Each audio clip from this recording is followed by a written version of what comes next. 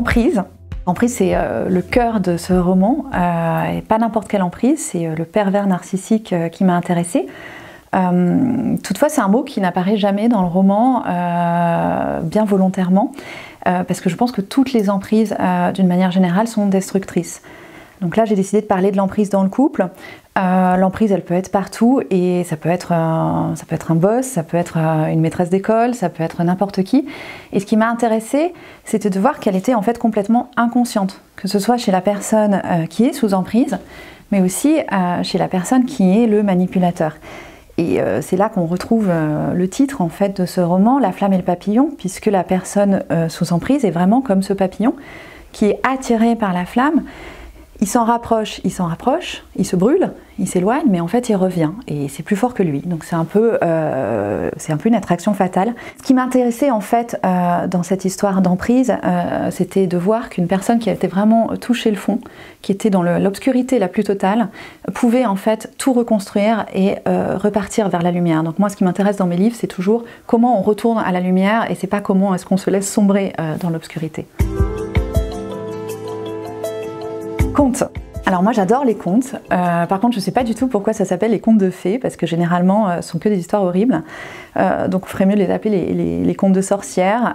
Ce que j'aime dans les contes, c'est que ce sont des thèmes universels, et c'est vrai que tout le monde va les comprendre, quasiment tout le monde, et que quand je commence un roman, du coup je vais me poser la question de quel conte je vais pouvoir utiliser, qui va être un fil rouge en fait et qui va me permettre de construire derrière toute une trame de personnages, une trame de décoration parfois, une ambiance qui va être cohérente autour de ce conte-là. Dans Peindre la pluie en couleurs, le conte de référence c'était Le Petit Poucet, puisque Elliot et Léa sont comme deux petits poucets perdus dans la grande ville en quête de parents, sauf que leurs parents sont morts donc ils ont besoin de les remplacer. Dans La flamme et le papillon, là j'ai été prise par plusieurs contes. Le lapin blanc évidemment est une référence à Alice au pays des merveilles. L'héroïne s'appelle Alice. Alors ce sont des personnages qui existaient déjà dans un roman précédent, donc je devais reprendre cette trame-là. Du coup, dans le café, on va retrouver beaucoup de personnages d'Alice au pays des merveilles, le chapelier fou, le lièvre de Mars.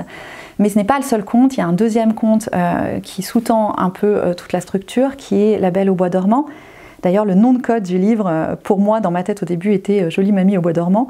Où on a finalement l'idée d'une personne qui va se réveiller à plus de 60 ans, tout d'un coup, après une longue phase presque d'hibernation, et va revenir à la vie. Le nom de sa fille est d'ailleurs Aurore, et ce n'est pas anodin. Vérité. Vérité, c'est un mot important puisqu'en fait, ce roman est une enquête. Alors, on n'est pas du tout dans un thriller. Il ne faut surtout pas dire que c'est un thriller parce que les lecteurs de vrais thrillers seraient vraiment déçus. Mais en construisant cette enquête, je me suis rendu compte à quel point les auteurs de polar sont vraiment des virtuoses puisqu'il faut penser à chaque détail. Alice, donc, est une jeune serveuse de café. Et elle va chercher à rendre hommage à une de ses clientes du café, Elvire, une dame de presque 80 ans, qui est morte dans ses bras suite à un accident. Elle veut vraiment faire la lumière sur cette personne-là, car elle reçoit des avis très variés. Elle adorait cette personne-là, qu'elle trouvait gentille, proprêtre, polie, tout ce qu'on veut.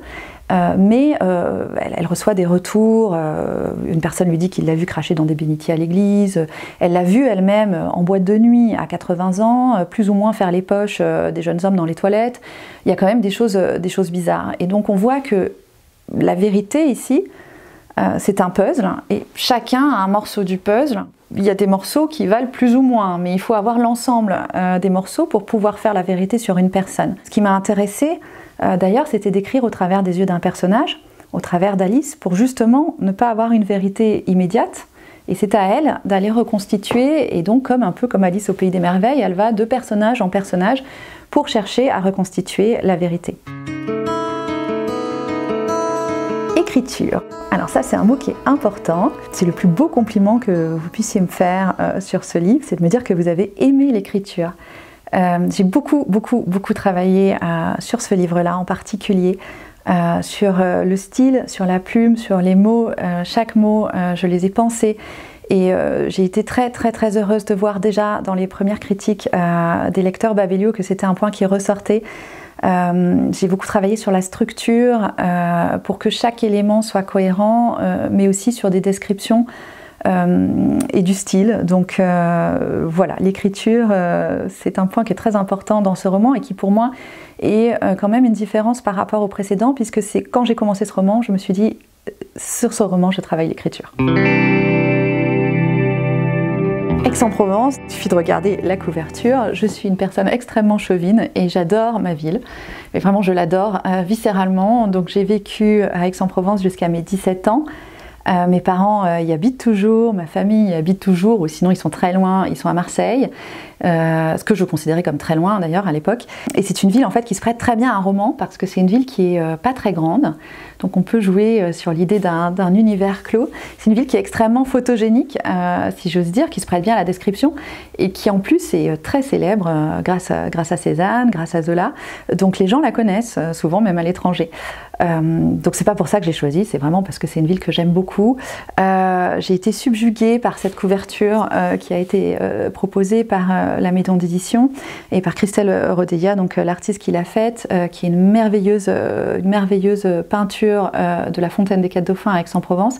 Et j'avoue qu'on ne pouvait pas me faire plus beau cadeau que cette couverture pour mon roman, qui est bien sûr, qui n'est pas un roman sur Aix-en-Provence, mais qui est un roman dans Aix-en-Provence, mais qui est pour moi un hommage très important que je voulais faire à ma ville.